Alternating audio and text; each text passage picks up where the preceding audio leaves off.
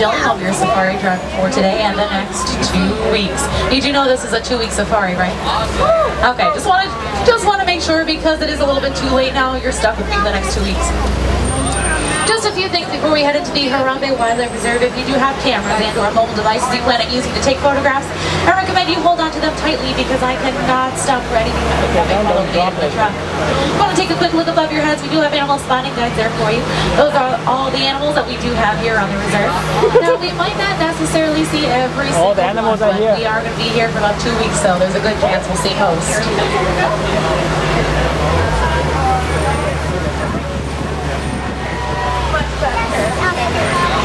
Alright, we're going to hold here for just a moment, wait for the truck in front of us to get a little bit farther ahead, and also wait for the okay from the board. In the meantime, do I have any first timers on the safari? Oh, fantastic, a lot of you.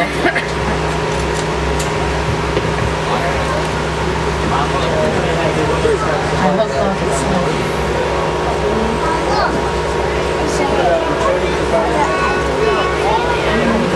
Alright, Twende. Now, the first area we're going to be heading into is called the Little Ituri Forest. And here you want to pay close attention because a lot of the animals here are pretty shy and they do like to hide behind the brush. So keep your eyes open at all times and also have those cameras ready for action at all times because you never know where the animals are going to be or what they're going to be doing. Well, coming up on the right, I do see the first animal sighting of the adventure here. That smaller, darker colored animal is a yellow-backed diker. It gets its name from the yellow patch on its back. It's also, diker means diver, so it dives into the brush. When it gets frightened, and that yellow patch bristles up.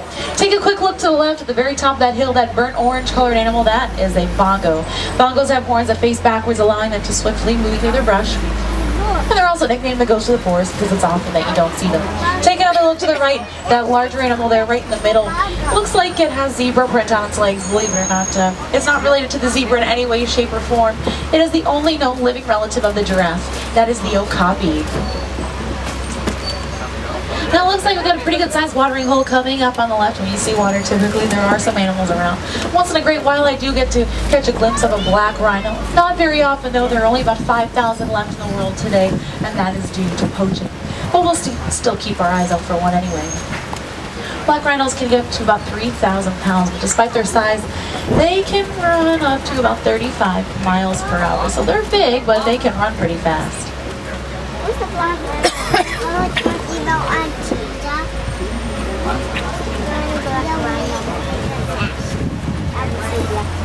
I don't see them. Keep looking up both sides again. Some of the animals do like to hide, and they're pretty good at it.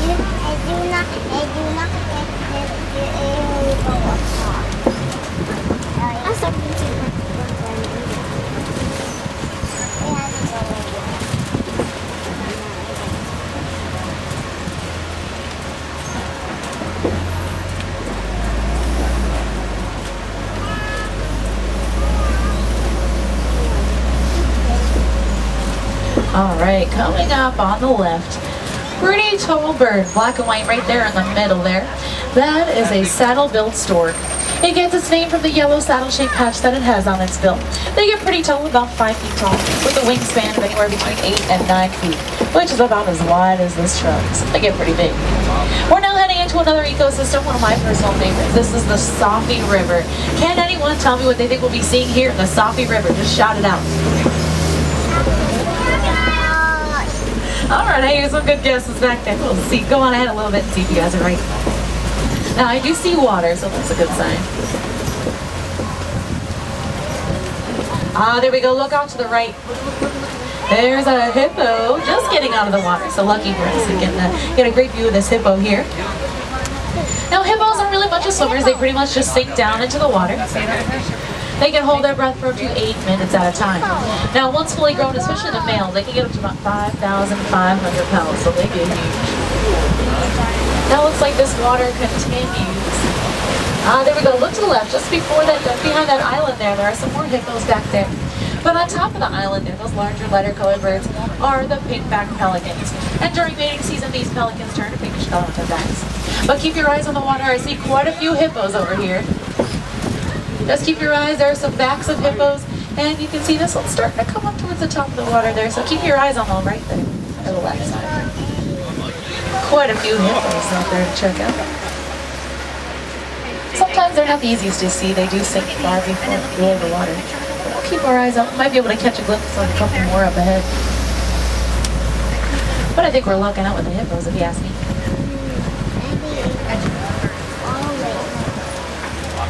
Now keep your eyes to the left. Keep checking out the water here.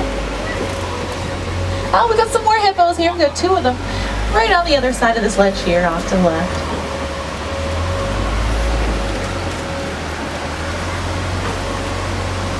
All right, we left out with the hippos. But check it out up here on the left. This is Nile crocodile territory. They do say that the most dangerous crocodiles are the ones that you don't see. So they have very strong jaws, about 2,000 pounds of pressure per square inch, which means they could snap any bones like twigs. And once fully grown, if you were to stand one up on the end of its tail, they can be anywhere up to about 20 feet tall, or about as tall as a giraffe. Now once in a while, you'll catch them with their mouths wide open. Crocodiles rely on the sunlight for their body heat. Once they get overheated, they open their mouths nice and wide and keep them open. It kind of helps keep their bodies down. Now, I don't know about you, that's about as close to a crocodile as I ever want to get.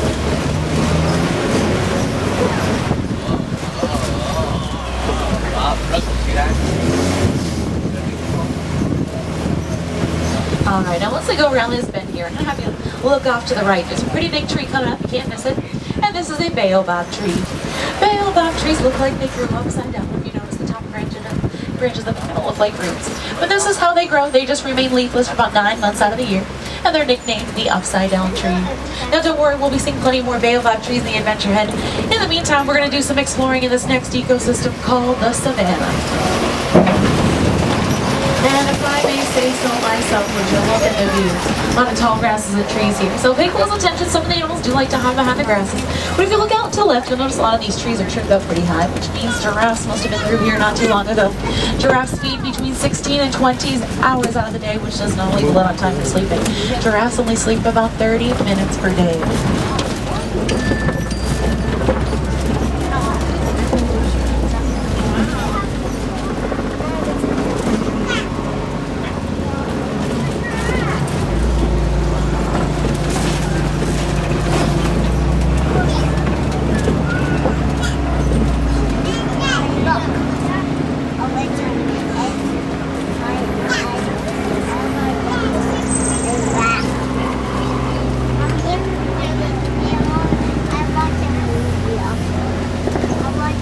Alright, coming up on the left. Might not be the easiest to spot at first. We're going to look inside of that rock structure there to the right-hand side of this area here. Those are the African wild dogs, also called painted dogs after the design on their coats. No two are the same. They are all unique to each other. Now, they may look cute and cuddly, but they're actually kind of vicious. They're the type of animal that chases their prey down to pure exhaustion before attacking it. But in my opinion, they're still kind of cute to look at.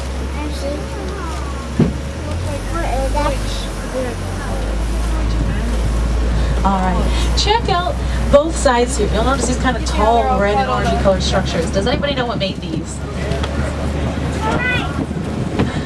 Alright, I hear some great guesses. If you said ants, you're very close. Termites, so those of you who said termites, you are correct. They're termite mounds made of both dirt and a secretion by the termites similar to the saliva. And that hardens and creases these termite mounds. Now, they're actually pretty popular among elephants. They like to use them as scratching posts. And eventually they get worn down, sort of like the one you see on the right-hand side there. Antelopes like to stand on top of those, kind of like stepping stools, so they can peer over the tall grasses and look for predators. Now, I thought I saw some animals up ahead, so we're going to go around and keep moving right along here and see if we can catch up with some of them.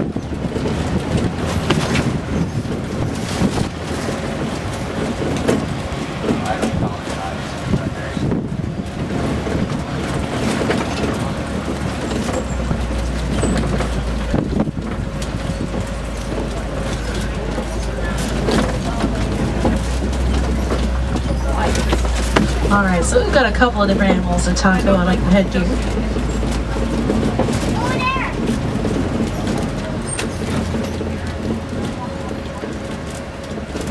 I'm sure you caught a quick glimpse of them. There's a pretty big group of grayish colored animals up there.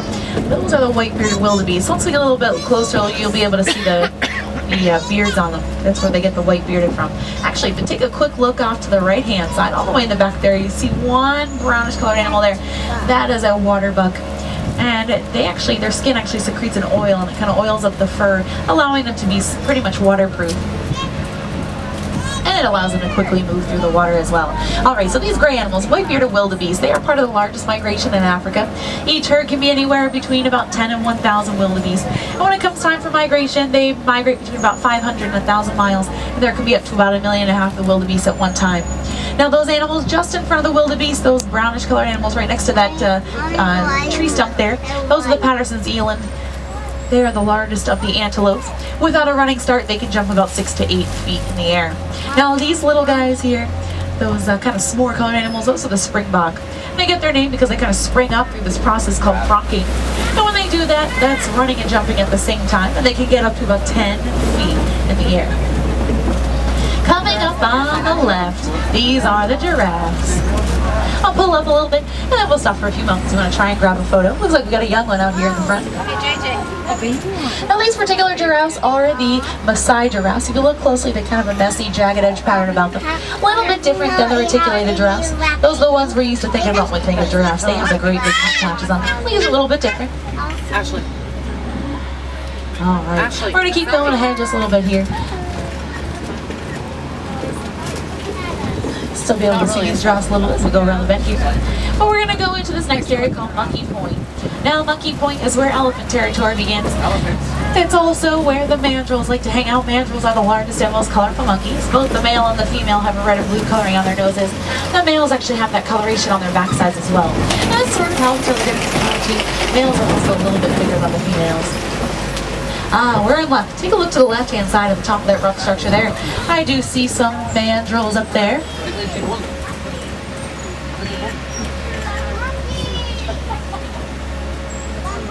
There we go. There's a male right smack in the middle in the back there along that along the rock wall there.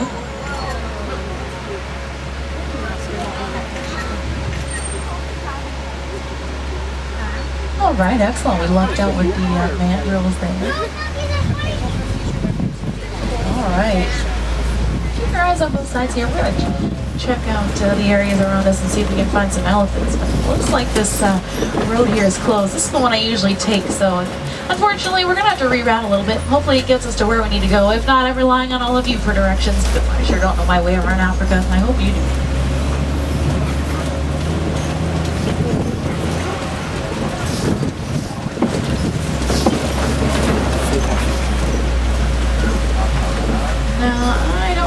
The looks of this bridge, so I'm just going to kind of take it slow if that's all right with you.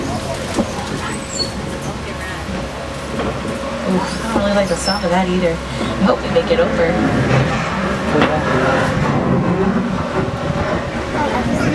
Duct in my seat.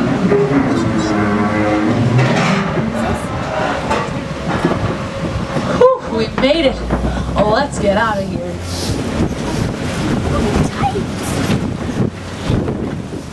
Alright, looks like we're going through a clay pit here. And coming up on the right hand side, I think I see some tusk marks in the clay, which means we're going to have to keep our eyes open for an elephant or two. They actually eat this clay, it's like one great big vitamin for them. Now when it comes to elephants, males are usually solitary and by themselves. Females, on the other hand, stick around in groups along with the younger ones. So once the younger males get to about 13 years of age, the females kick them out of the group. Those teenage male elephants, I tell you. We're going to keep going around here just a little bit, see if we can spot some on the other side. Oh, that's funny. I think we're actually picking up a radio station all the way out here. Oh, well. Take a look to both sides, some more baobab trees for those of you baobab fans. In the meantime, a fantastic group of elephants here off to the left. So check it out there. Great group of elephants. I'll go by kind of slowly. I'm going to try and snap a photo. Looks like a couple of young ones out there. Looks like there are a couple of them behind those rocks too. So be sure to check those out as well.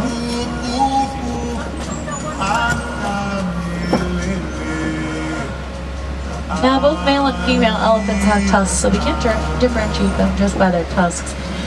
Now, similar to the black rhino that we talked about earlier, elephants also have a problem with poaching. Poachers are after their ivory tusks. like we got a watering hole in there. So we're gonna check this area out as well.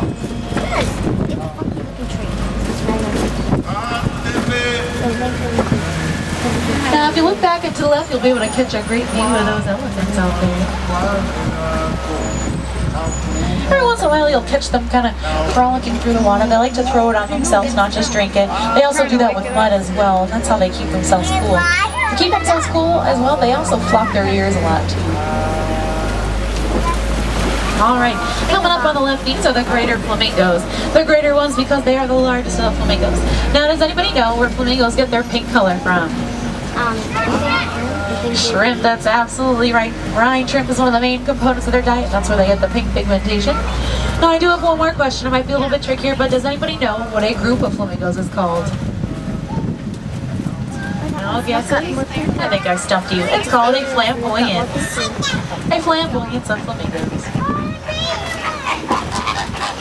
Alright, we're going to continue exploring here. Continue through the savannah. This is just another part of it. Well, I see some fresh limpets, which means we're going to have to keep our eyes open for a rhino. They do like to roll around in the mud, and that is to keep themselves cool. But what I do see right now is an ostrich off to the left. Ostriches are the largest of the birds, but despite the size of their wings, they actually do not fly. But to compensate for that, they can run up to speeds of about 40 miles per hour.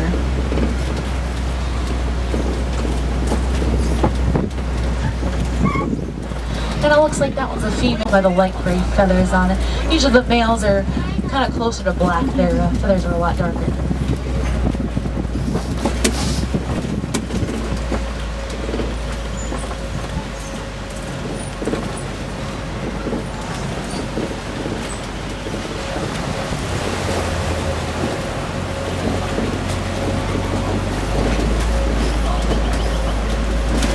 Alright, so we're going to keep our eyes open here, keep checking on both sides and see if we can spot any animals.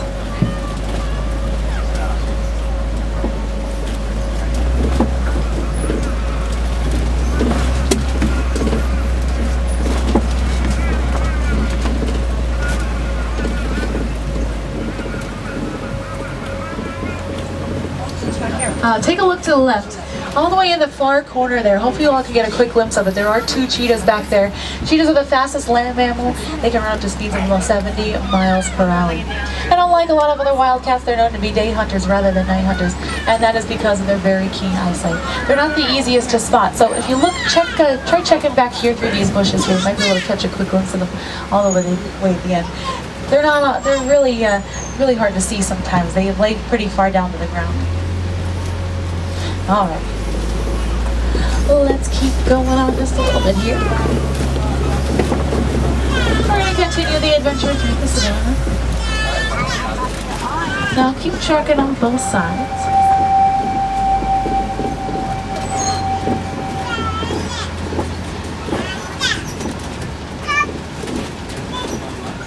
I think I spot something straight ahead. So straight ahead, I'll be on the right hand side in just a moment, but at the very top of that hill, that brown colored animal is a bontebok. There used to only be about 20 of them in the world, but humans intervened because there were so few of them. And now there are plenty of bontebok on reserves today, but they are actually extinct out in the wild. Funny enough, their name actually means party goat. Bonta means party, a bok means goat. Looks like there's a zebra out off to the right hand side. We're going to be able to catch up with it on the other side. We'll be able to see it a little bit better. But zebras are known for their very strong back kick. It is so strong that it could break the jaw of a lion. Speaking of lion, take a look to the left. All the way on the top of that rock there. It might not be the easiest to see. Hopefully we can all catch a glimpse of the lion. I'll go a little bit farther here, so hopefully everybody can get a glimpse of it. Not the easiest view of this guy, but you can kind of see the mane there. Lions are pretty lazy. They're inactive for about 18 to 20 hours out of the day. And actually, there's a female there as well. Not the easiest to see her, but if you look right here past that material there, you can kind of see the female over there. Believe it or not, females are the dominant hunters of the group. The males usually stay back along with the rest of the pride. Alright, well, we lucked out with the lions. Well, let's check this out and see what else we see here. So there are some burrows here off to the left. These belong to the warthogs. Warthogs are the largest burrowing animal in Africa. Hopefully you can kind of see it over this material there. There's a big group of them all the way in the back to the left of that tree. When they build their burrows, they back up into them with their tusks sticking out. That allows them to ward off any predators. They can also run up to about 35 miles per hour, so pretty fast, about as fast as a rhino. Now take a look to the left. Down on the ground, those are ostrich eggs, which must mean they belong to one of these female ostriches here. They are the largest of the bird eggs, which makes sense since ostriches are the largest of the birds. The eggs, the eggs. They can be up to about 3 pounds apiece. And they also have very strong shells, so strong that if a human were to stand on top of them, they would not break. But check out the zebras. And we've got some more ostriches coming up on both sides here. One on the left, and there looks like there are about 2 on the right.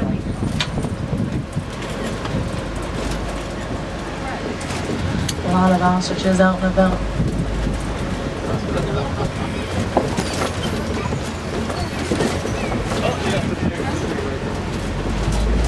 All right, fantastic. Let's keep going around here. We're gonna head into another area, and this is what we call the Magani Glen.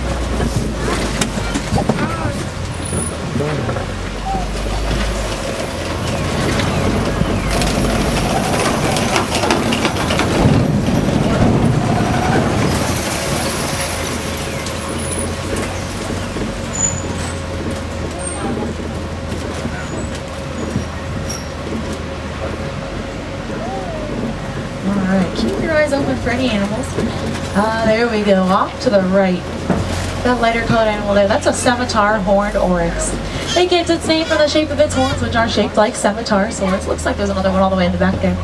Their horns can be up to about 3 to 4 feet in length. And oryx is just a fancy name for another type of antelope. Now, the neat thing about them is water is very important to them. They can actually regulate their internal body temperature to match that of the outdoors, and that is so they can keep the water inside of their bodies, especially when it gets very warm out. They have the ability to raise their internal temperature all the way up to 116 degrees, which is pretty impressive for an antelope.